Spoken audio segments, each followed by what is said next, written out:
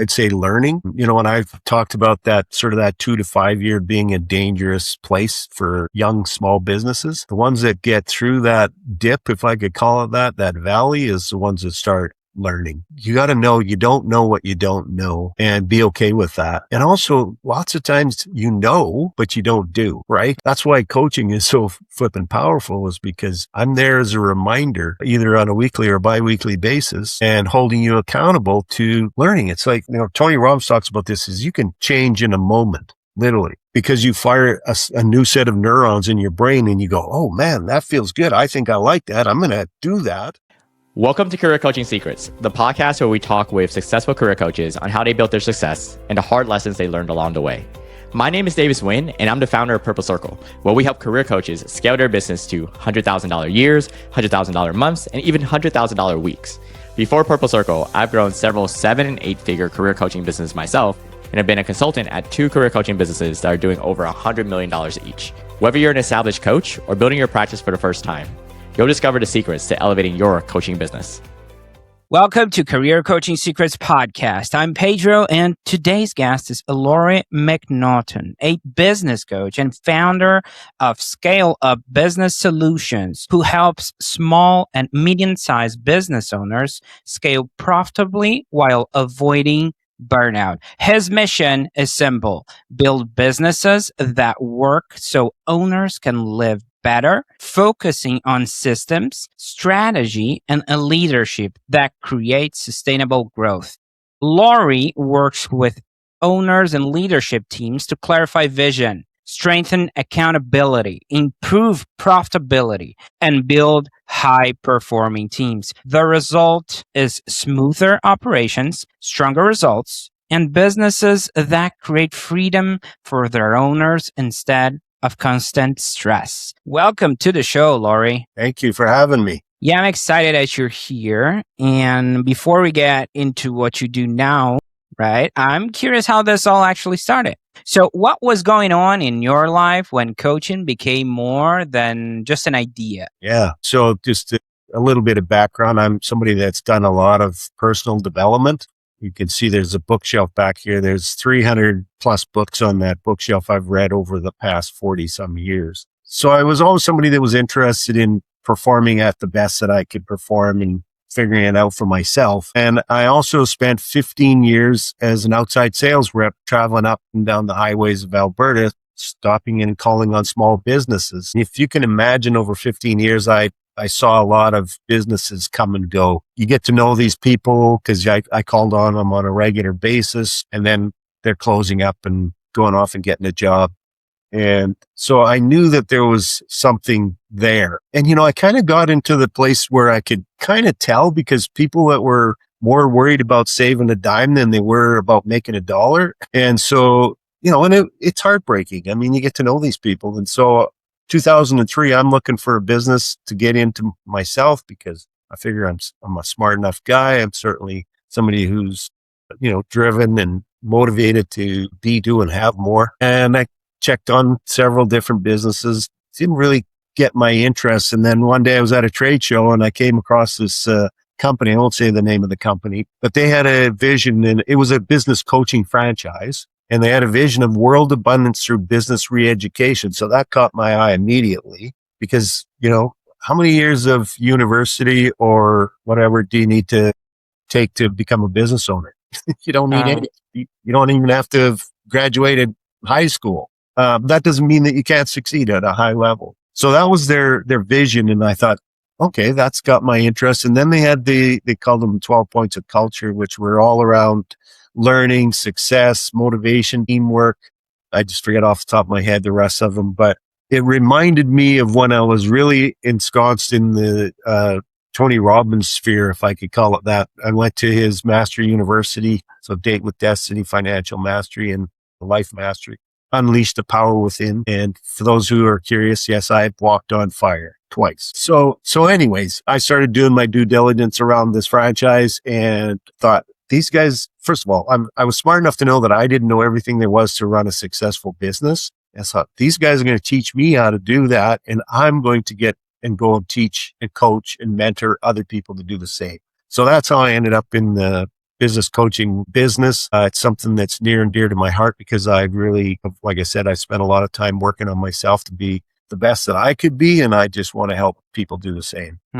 Interesting. So when you mentioned the sales rep and the trade show, I was like, okay, this guy walked through fire, definitely, right? And then you literally did it by went to a Tony Robbins event. So yeah, that's super interesting. And I really like how organic you became a coach, right? You're just always thinking about ways to improve yourself, how I can move the needle in my business or for myself, and eventually got into coaching. It was just the next best thing to do. So that's very interesting. Now, Laurie, at what point did it stop feeling like a side thing or a calling, right? And it started feeling like an actual business you were responsible for? You know, that leap when you're feeling like, hey, this really is a business now? Yeah. So that probably happened in year 3, maybe a bit into year 2, because the first year was like very stressful. It wasn't working the way I thought it was going to work. And I thought, I've got all this tools that I've got my toolbox to manage my motivation, to manage the stress and anxiety and all that kind of stuff. But that first year amped that up to a volume that I've never experienced before. And I was really questioning if I had done the right thing. But quickly the next year, I tripled what we call bankings or earnings, whatever you want to call it, in the second year. And did that again in the third year, and then settled into a nice rhythm of healthy earnings over the next, I was with the company for 16 years, and I was an award-winning coach. There was 800 to 1,000 of us at any given time, and I was often in the top 10%. So I started to go, okay. And when I think of what I do as more of a practice than a business, and I'll tell you why. I define a business as a profitable enterprise that thrives and grows even when I'm not there. So because I'm a coach, I am the person that drives revenue in this little organization. Business owner who owns a electrical contracting company or a drywall contracting company or any number of construction or service industry businesses, for them, they're going to build a team of people. And so their focus needs to shift away from being, like for me, being, as I said, a practice rather than a business. Because if I go away for 6 months and don't talk to anybody, I'm not going to make any money. Now, the beauty of what I do is I literally could go to Mexico or Europe and connect with clients via the internet. So it's not that big of a deal. But anyway, that's where it shifted for me, where it became something that I was, really doing well financially with. And the sort of stress and anxiety went away from that first year. And yeah, I hope I answered your question. Oh, you did.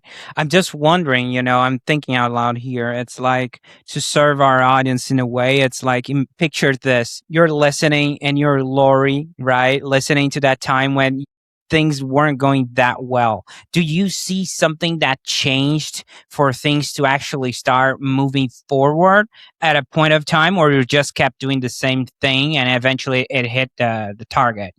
Just trying to serve past Laurie here. Yeah, that's a good question. I went from doing a medium amount of activity to a massive amount of activity. When I started, I had hired some people to do some marketing for me, and getting that sort of limited amount of results that I felt like I should get.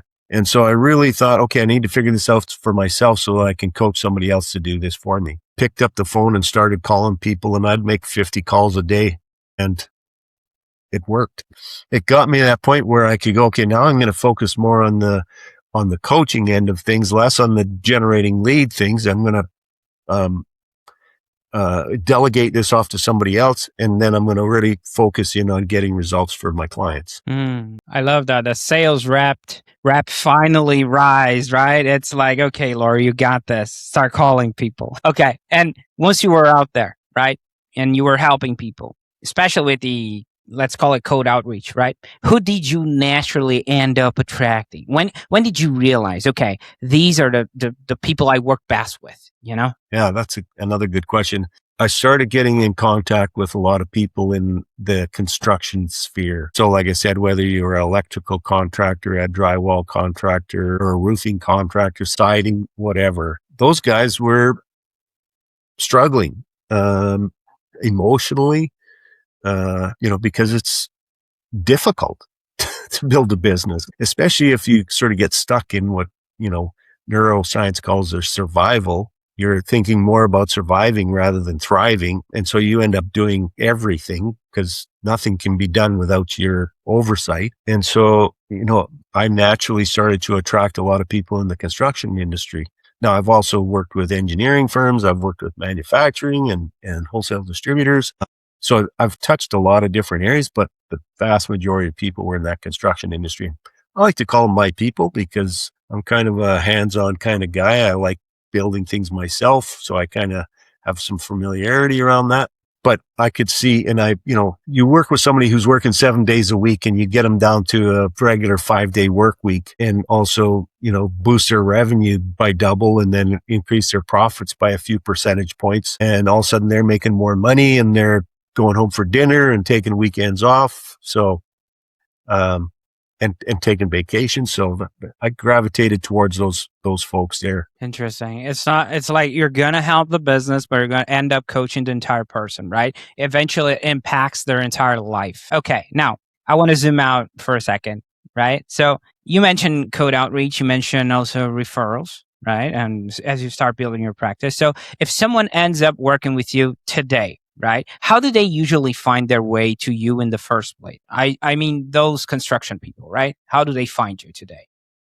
Yeah, so I'm reasonably active on social media. I also have a couple of different telemarketers working for me and to get referrals from past clients. So that's primarily how I keep my funnel full. Okay. And now let's talk about the behind the curtains a little bit, the mechanics. When someone decides to work with you, either through referral, the telemarketing guys, eventually they want to know what working with you actually looks like. So what does that experience look like from their perspective? I'm being onboarded today.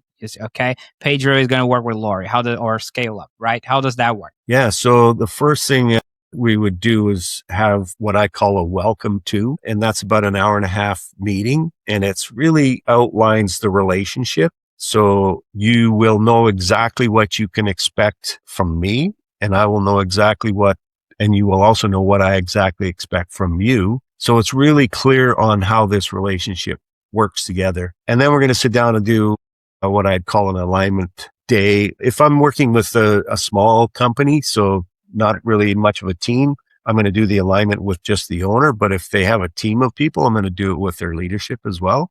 But the gist of it is I want to clearly understand their business from the perspective of what they're doing and what's worked, what hasn't worked, the challenges they're having, so that I clearly can recognize the causes. Because I always think cause and effect. I kind of think of myself as a bit of a doctor, right? I'm going to ask questions. I'm going to diagnose the symptoms. So if you're working too many hours or your business isn't all that profitable or you've got a bit of a dysfunctional team, those are all symptoms that are caused by something. So I want to identify what the cause is. And then I also sit down and get really clear in their mind what success looks like for them. Because if you can't see where you're going, I like to use Alice in Wonderland. If you don't know where you're going, any road will get you there, but it won't be where you want to be. And so, typically what I hear from a lot of business owners is they want to have some more freedom. They want to be able to, not be working all the time and not have the kind of stress that they have, because as you can imagine, as anybody can imagine, I'm sure, is if you're working 7 days a week, and oftentimes, I've worked with people that were working 60, 70 plus hours in a week. Yeah. And, all of a sudden they're down to a 40, 45-hour work week and, making more money, and they're trusting their team and relying on their team more, than their life starts to change. And you made the point there, this is not just about turning their businesses around. This is life. Business is life. Tony Robbins said business is a spiritual thing.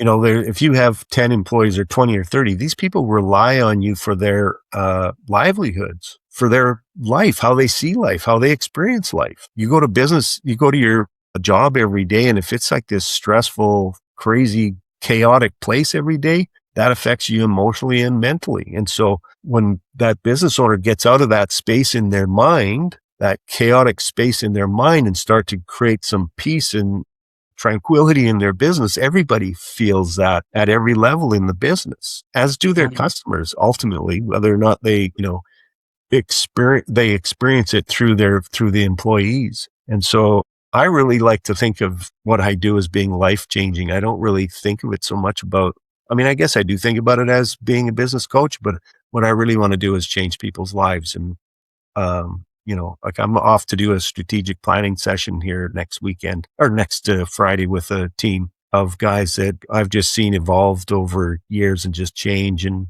it's just fun to watch. Yeah. Well, I would highlight the alignment call. I'm going to call it alignment. Okay. You can name it whatever you want to name it. But I love the fact that you level the playing field, right? What's expected, what success looks like. I think that's so important. So we have expectations on both ends dialed in, so people can understand where they're coming into and what you expected for them to deliver as well, because sometimes they got to put in the work too, more often than not. So yeah, I think that's key. That's crucial.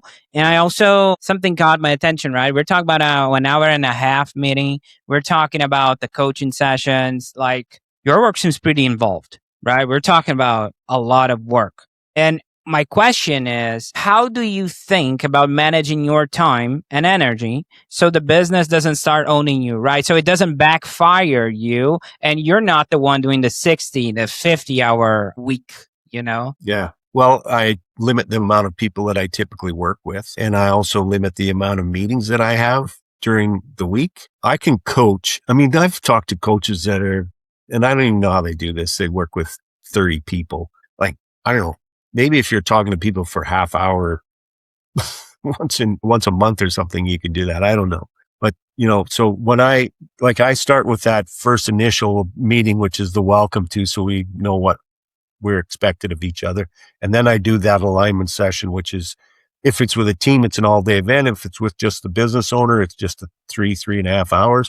And then I will only coach them 1 hour per week or 1 hour every other week, depending on which program fits them the best. And so, typically I'm working anywhere from 6 to 7, 8, 9 people at any given time, which really allows me a lot of freedom. I'm not overworked. Let's put it that way.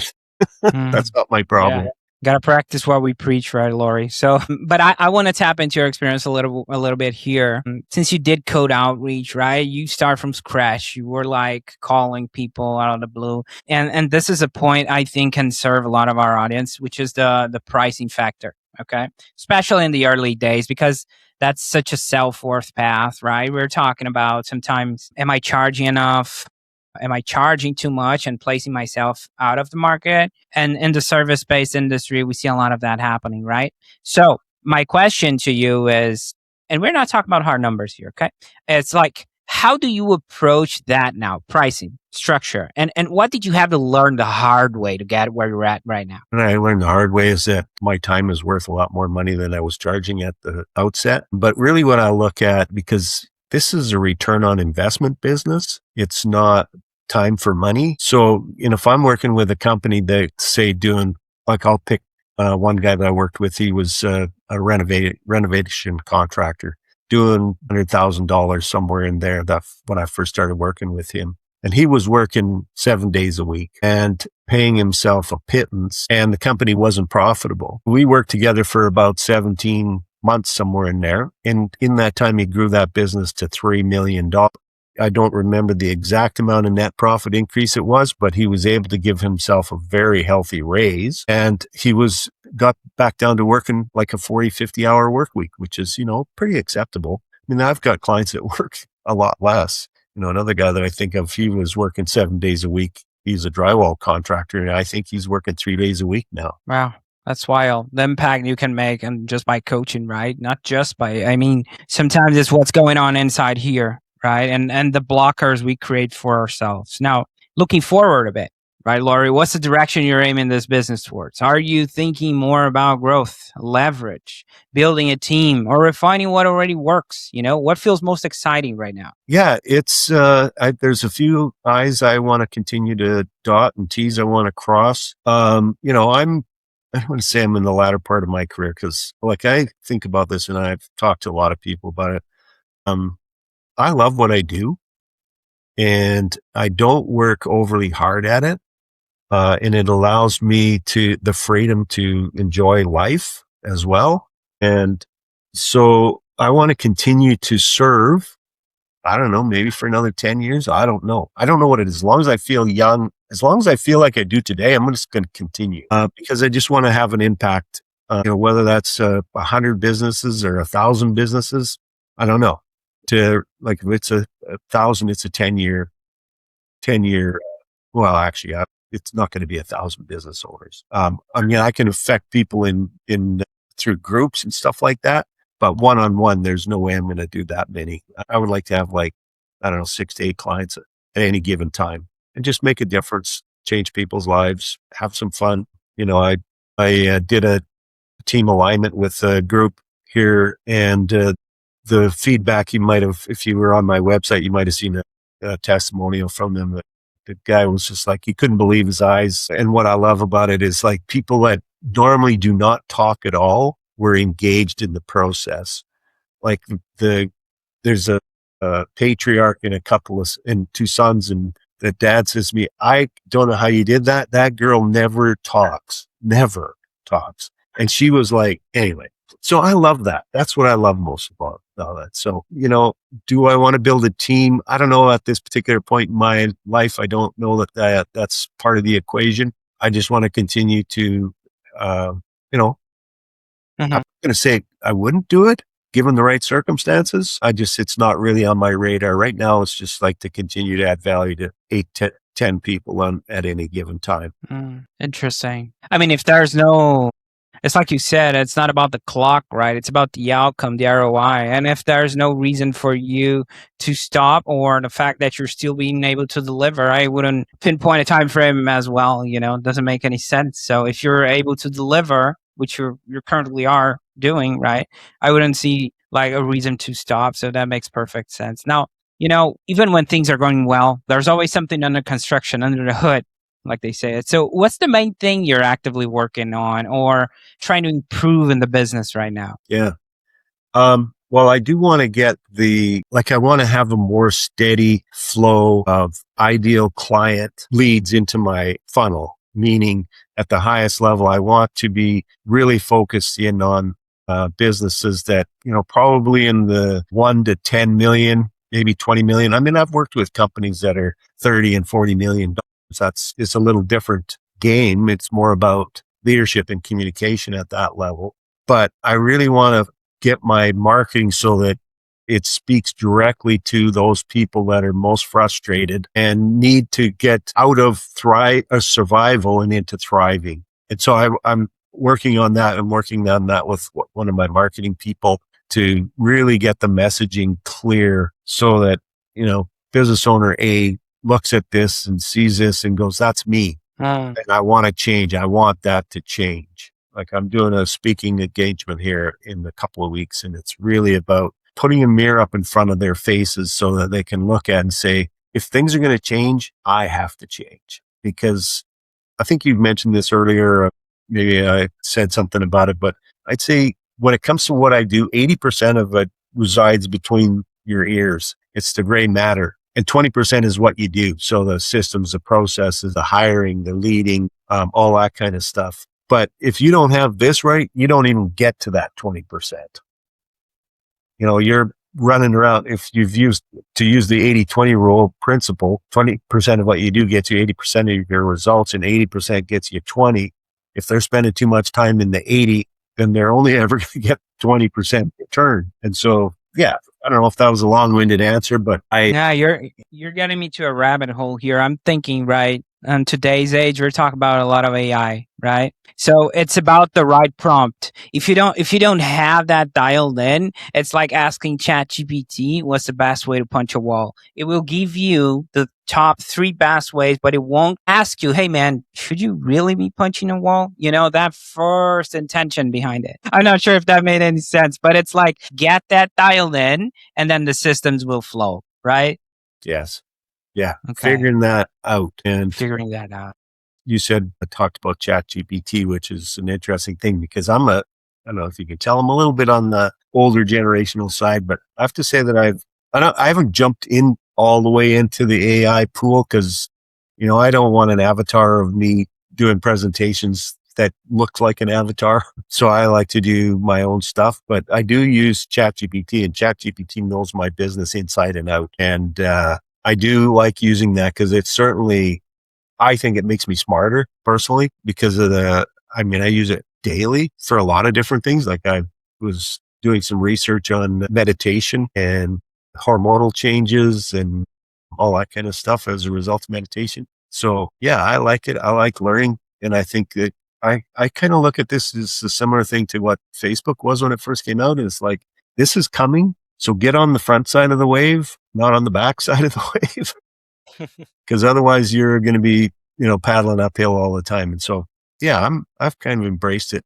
I like it. I like it. I think it helps me learn. So yeah, I'm using ChatGPT to help me create my whole marketing messaging and all that kind of stuff. And I really like the direction that we've gone in. I like the questions that it asks me and, gets me to think more deeply about, like I said, we call it an ideal client profile, right? Well, we're talking about trends, right? At the end of the day, and they come and go. Like I'm almost 40 and I've seen a lot of technology die out, like CD, VHS. I can only imagine that you've seen a couple. Now, people give business advice nonstop, especially online, right? So what's something you hear repeated a lot that you think people misunderstand or maybe they overvalue? That's a good question. I'd say that what too many business owners get stuck in and thinking is too valuable is themselves. And I say that from the perspective of nobody can do it as good as me, or if I want it done right, I have to do it myself. And I have to check on everybody. I've got to have my finger on everything. Otherwise it won't get done right. To me, that's the one thing that gets them stuck. And if they don't get past that, they don't ever get out of there. And, when I talk about, scaling your business up more profitably without burning out, like a vast majority of businesses fail, right? 80, 90% in a 5 to 10 year period, something like that. My own personal experience, I'd say somewhere between year 2 and year 5 is when a lot of people just burn out. You're an electrical contractor. You get excited, you started this business and you're going to change the world when it comes to electrical contracting business and, make a lot of money and build this great business for all these people. And then year 1, you're still working every day of the week and the questions start to flow in. Is this going to work? Can I do this? And year 2, you're still working that. Now you're getting into this space where you're just in pure survival, so your brain is functioning at a low level. You're not able to access, your creative thought processing. And so you get stuck in there. And that's when they go, you know what? I've had enough. I'm going to go get a job. I'll have benefits. I get paid vacations. I don't have to think about work when I go home. So, now I forgot exactly what your question was. I'm not sure if I answered it. No, I think you answered. It's like, Oh, I know. sometimes there's a perfectionist or someone who wants things to a certain level that is their own bar and they're like not accepting anything under it. But at the same time, that's impossible, right? It's not like employees will love the business as much as you do, as the owner. That's just a mind-boggling idea. And I think you nailed it. It's something that it's just part of human nature. And it's sometimes I also work with a landscape business coach back in the day when we talked about this. And I saw a lot of people also that were like, the ceiling was themselves. They hit like an X, Y, and Z mark. And you can right off the bat tell that they got to a point that they were working 60 to 70 hours. They're going to get divorced down the line. You can see the future telling. And you can see the business is not going anywhere better, not even worse. It's just hitting the ceiling until they break. And eventually it gets worse because they're, burned out, like you said. But yeah, that makes perfect sense. I mean, at least with my experience, so I can resonate with that. Now, on the flip side, What's something boring or not as hyped that you wish more people actually paid attention to? Yeah. I don't know if it's boring, but I'd say learning. When I've talked about that sort of that 2 to 5 year being a dangerous place for young small businesses, the ones that get through that dip, if I could call it that valley, is the ones that start learning. You got to know you don't know what you don't know and be okay with that. And also, lots of times but you don't do, right? That's why coaching is so flippin' powerful, is because I'm there as a reminder, either on a weekly or bi-weekly basis, and holding you accountable to learning. It's like, Tony Robbins talks about this, is you can change in a moment, literally, because you fire a new set of neurons in your brain and you go, oh man, that feels good. I think I like that. I'm going to do that. And then, Monday morning, the phone rings and you got an unhappy customer. Somebody doesn't show up for work. You look at your calendar, you look at your 100 emails, and all of a sudden you're just right back in that mode of survival. And so when Laurie McNaughton shows up on your Zoom Tuesday or Wednesday or Thursday or whatever time it is and says, okay, so how did you make out with what you had on your plate yesterday? What worked well? What didn't work so well? What do you need to focus in on this week? It brings them back to working on their business and taking them out of survival and into, I like to say, just thriving. When you understand neuroscience, Pedro, and you probably understand it for sure. A lot of people do spend some time learning about that, but understanding how your brain works is powerful, because you kind of go, okay, it's working the way it's supposed to work. But if I want it to work a different way, I need to input the data differently. And if I'm going to input the data differently, I need to get myself in this clear, calm space of mind where I can actually think my way through this. I meditate every day. And one of the things that blows my mind when I'm meditating, because, meditation is not completely clearing your brain of thoughts. It's being aware of what the thoughts you are having. And I come up with the most brilliant ideas while I'm in that really calm, quiet space, that there's no way I would have heard that voice being in the noise of the day, if I could call it. Yes. And to your point, I think the accountability factor that a coach brings to the table is crucial, but also the fact that he is not emotionally attached to your situation. It's like you can cut through the noise. You can see a person that's struggling with something that, from your point of view, Laurie, I imagine is like sometimes basic and simple, because we also get caught up in situations like that. But the coach is since he's not involved, like, oh, that's the reason. And you're like, oh yeah, I haven't thought it that way, right? Sometimes, do you see something like that happening on more often than not? Yeah. Yeah. It's like I guess, to use that analogy of peeling back the onion.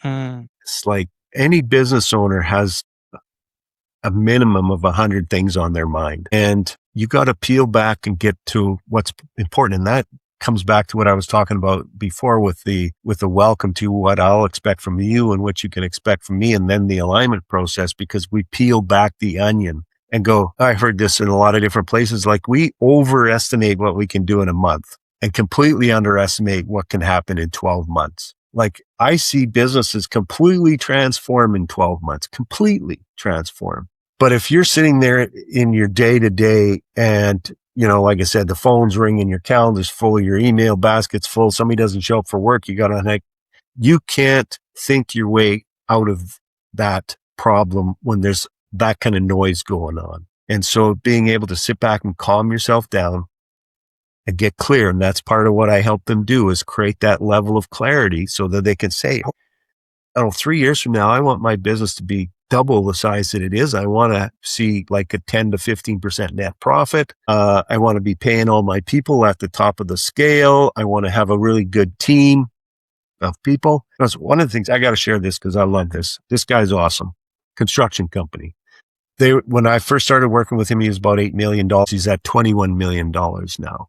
And he was like 4% net profit. Now he's crowding 12% net profit at $21 million. And all these people that work for him are being paid at the top of the scale. So not only is he making a healthy profit, but the people who are working for him are well compensated for what they do. And so they're highly engaged in his business. Like you mentioned earlier, nobody's going to love your business as much as you love it, because it's your baby and your owners. But if you can get them to love their job and love working, you change everything.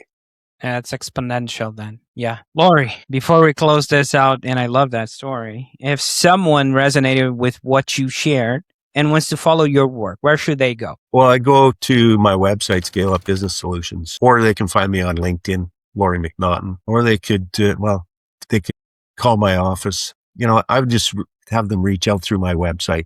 There's a link in there that if they go, I'd like to talk to this guy, they can book I start every connection with what I call a discovery, which is 15 minutes. Pedro, do we hit it off? Can we communicate well together?